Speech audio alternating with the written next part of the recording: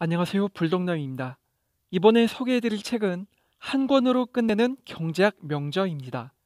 사람이라면 경제라는 사회 구조 속에서 자신의 노동을 팔면서 그 대가로 생계를 유지해 나가는데요. 그럼에도 경제에 대해서는 어려워하며 껄끄러워합니다.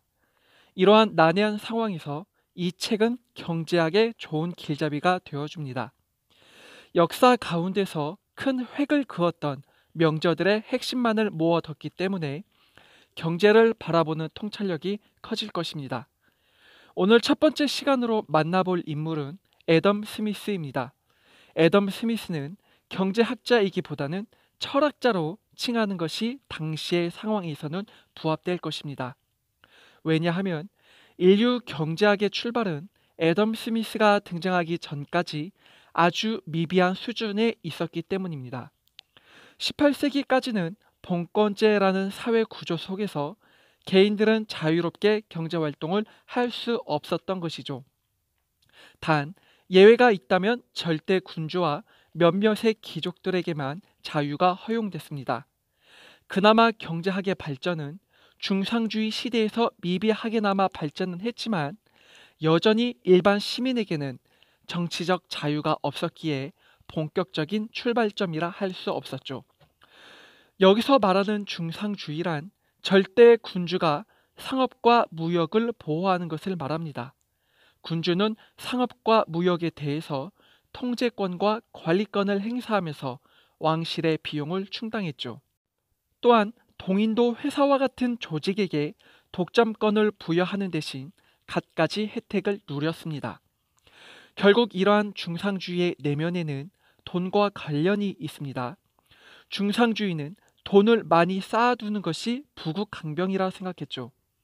그래서 중상주의는 금과 은을 중시하는 중금주의에서 시작하여 무역으로 흑자를 내야 한다는 무역 차익설로 확장하게 됩니다.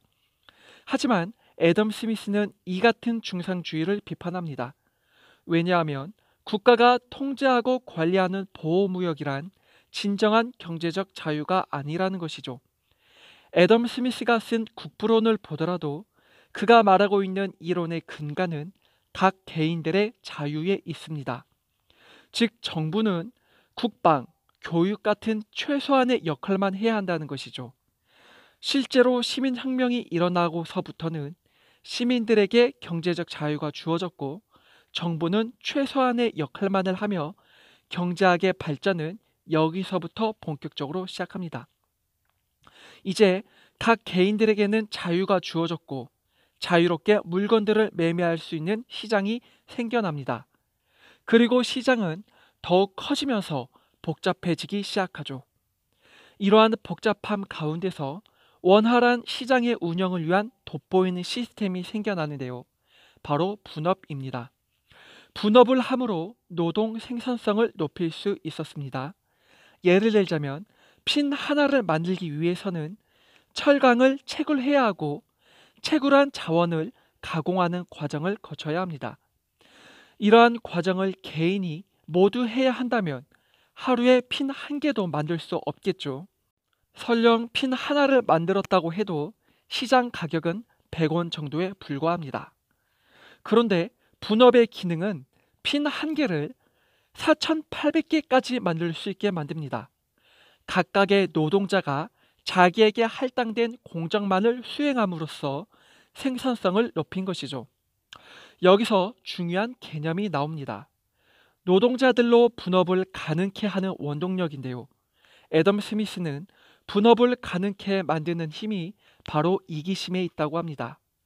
분업이란 내가 힘드니 일을 나누어서 하자는 뜻이 아니고 분업을 한다면 당신은 돈을 많이 벌 수 있습니다 라는 이기심을 기반으로 두고 있는 것이죠. 이같이 분업이란 각 개인의 이기심을 토대로 하고 있습니다.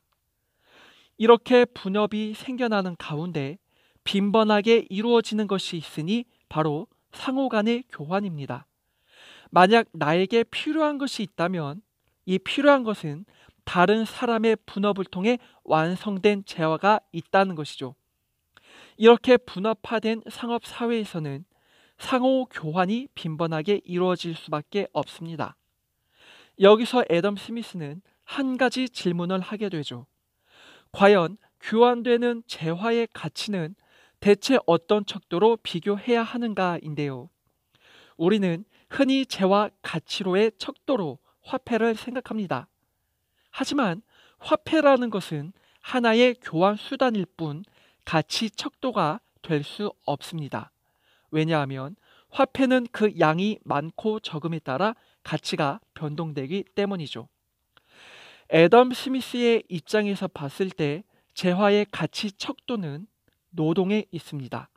예를 들자면 가위 하나를 만들기 위해서 5명의 노동자가 1시간을 투여했다면 연필과 교환할 시 연필의 가치도 똑같이 5명의 노동자가 1시간의 노동을 투입된 것이어야 한다는 것이죠. 이렇게 애덤 스미스는 상업사회란 분업화로 이루어져 있고 또한 분업화된 톱니바퀴들이 어긋나지 않고 돌아갈 수 있는 힘이 이기심에 있다고 보았습니다.